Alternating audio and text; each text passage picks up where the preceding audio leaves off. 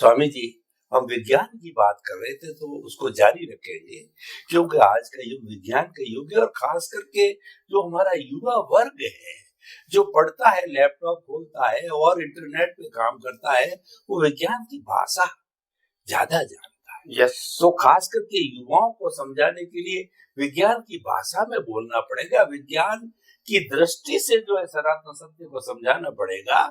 तो मैं भौतिक विज्ञानियों की बात करता हूँ, तो हमारा जो कुदरत का पार्ट है वह किस तरीके से भौतिक विज्ञानी एक्सेप्ट करते हैं कुदरत को, किस लेवल पर, और कहां से अध्यात्म साथ में जुड़ता है, और फिर दोनों मिलकर के भौतिकवादी और अध्यात्मवादी मिलकर के इस कुदरत की पूरी परिभाषा देते हैं, वो सांगोपांग हो जाती है, होलिस्टिक होता है, संपूर्ण हो जाती है। तो कृपया अध्यात्म और कुदरत, अध्यात्म और भौतिक दोनों को जोड़ करके और आप बात करिए, बताइए कुदरत की पूरी परिभाषा और दोनों का क्षेत्र क्या क्या है, और वैज्ञानिक जो काम करता है किस फील्ड में करता है, और आध्यात्मिक जो साधक है आप जैसे हैं जो ज्ञान दर्शन को खोला करते हैं, वो किस लेवल पर करते हैं, क्यों करते हैं, ये सारा जोड़ करके बताइए अध्यात्म और भौतिक को।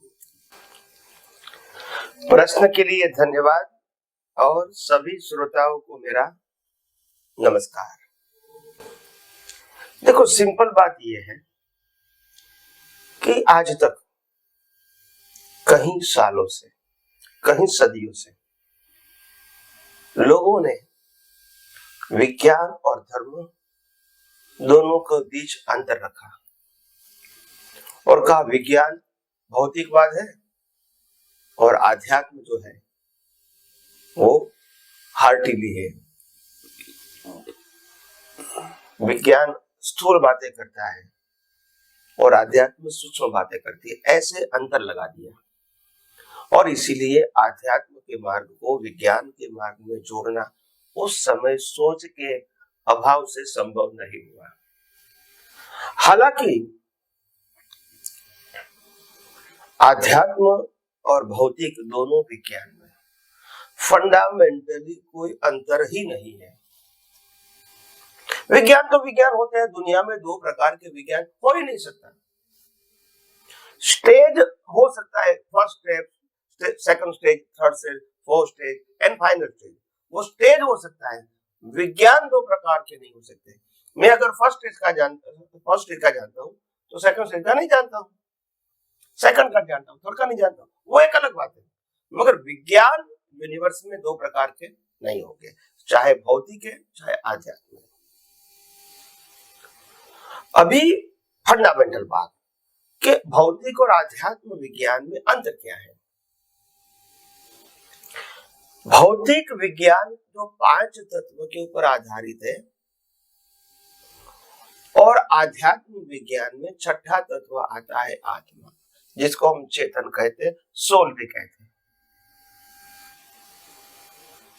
मगर जो 5 तत्व की जो साइंटिफिक प्रोसेस है वो तो दोनों में एक है, अलग अलग नहीं।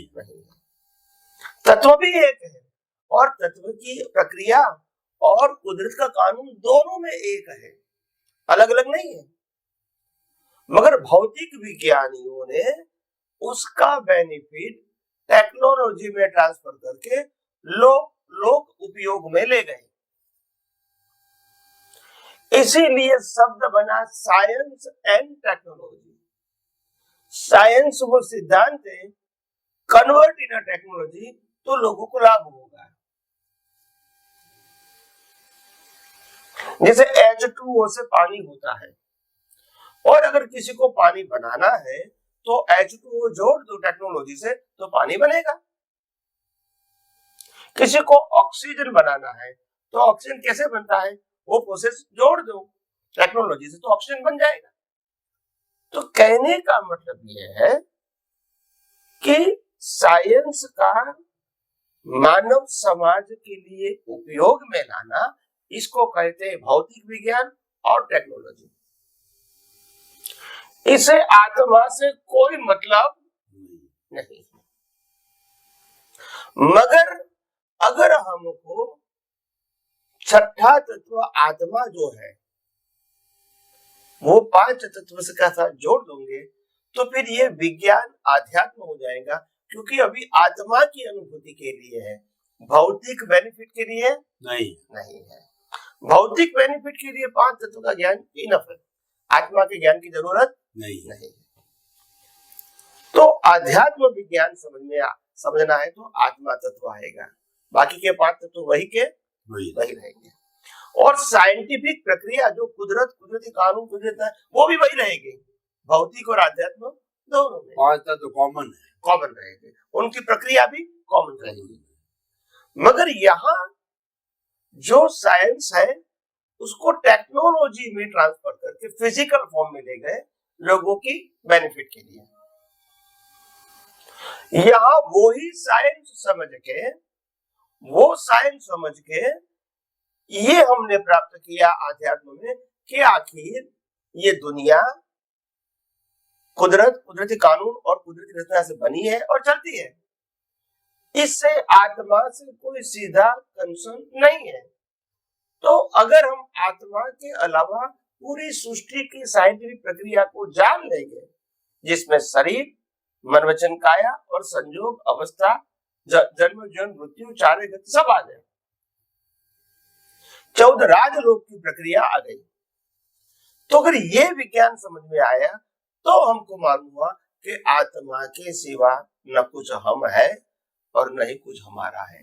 ये खाली साइंटिफिक सर्कमस्टेंशियल एविडेंस है। इसीलिए उसमें राग द्वेष करने की, प्राप्ति और नुकसान करने की जो हम सोच करते हैं वही अज्ञान और भ्रांति है। तो फिर ये भ्रांति तोड़ने के लिए विज्ञान जितना समझेंगे, रिलेटिव सत्य रूपी भ्रांति खत्म होगी, और जब रिलेटिव सत्य रूपी भ्रांति अज्ञान के रूप में संपूर्ण खत्म होगी तो उसके बाद आत्मा की अनुभूति का सब्जेक्ट ओपन होगा, उससे पहले संभव नहीं है। तो इसीलिए यहाँ आत्मा की अनुभूति के लिए आध्यात्म, वो विज्ञान का आध्यात्म में उपयोग किया, और यहाँ साइंस को टेक्नोलॉजी में लाके मानव समाज के कल्याण के लिए वो साइंस का उपयोग किया है। That is the only difference. तो इसीलिए कुदरत का प्रिंसिपल तो एक ही रहेगा, दोनों में कानून एक ही रहेगा,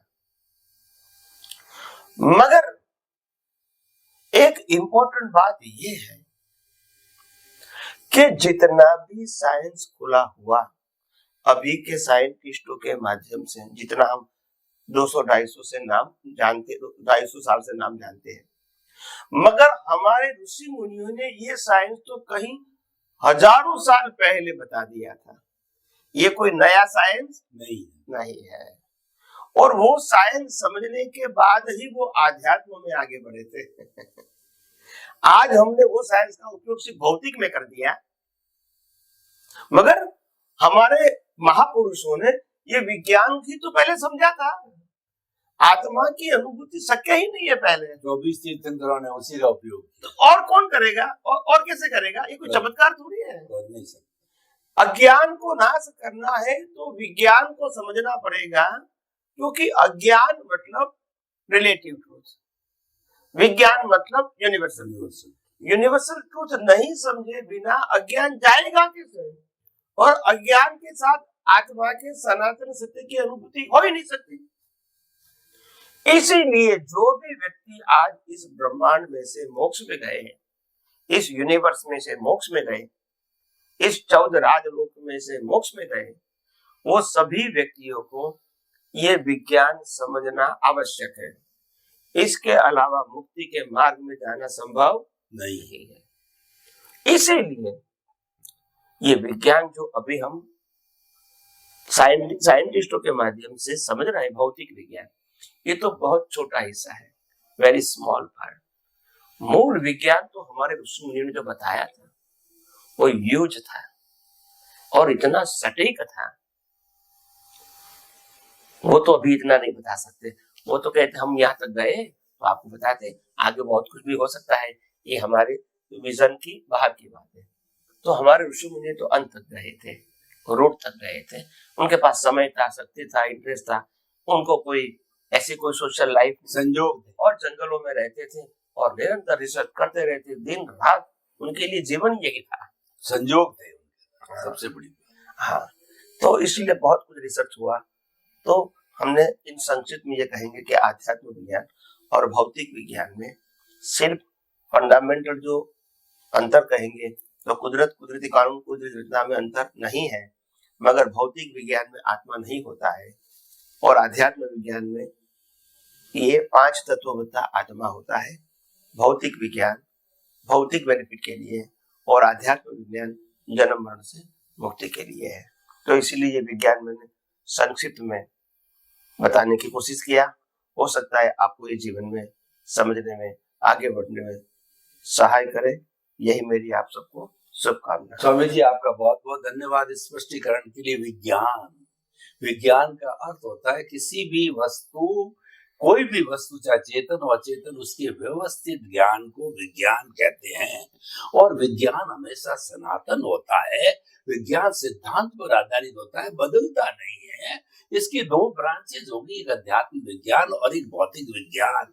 भौतिक विज्ञान भौतिक चीजों के अंदर विश्वास करता है, भौतिक चीजों पर काम करता है, क्योंकि उसका वही क्षेत्र है, पुद्गल का क्षेत्र भौतिक विज्ञानी का। तो वो जो है चेतन तत्व में जानता ही नहीं, तो जा भी नहीं सकता, उसका विषय ही नहीं है। तो जो 5 जो आपने नेचुरल तत्व बताए, जो कि हमारा जो है जड़ और गति सहायक, स्थिति सहायक, टाइम और स्पेस, ये 5 तत्व जो है अध्यात्म और भौतिक में दोनों में कॉमन है। 5 तत्वों को काम लेकर के टेक्नोलॉजी के रूप में इसका उपयोग करके और ये सारी चीज हमारे सामने आई है। लेकिन हमारे अध्यात्म विज्ञानी जो ऋषि मुनि ने हजारों साल पहले जब से साधना प्रारंभ की, तब से अध्यात्म विज्ञान को, इन 5 को वो जानते थे। और आत्मा के साथ में पूरा कर्म, शरीर कर्म और ये पुनर्जन्म और ये सारी चीजें वो सब जानते, मुक्ति तक की बात को वो जानते थे। मुक्ति गए वो हमारे 24 तीर्थंकर और केवली गए हैं। तो स्वामी जी, सारा आपने बहुत सुंदर तरीके से हाईलाइट किया। आपके प्रति बहुत बहुत कृतज्ञता।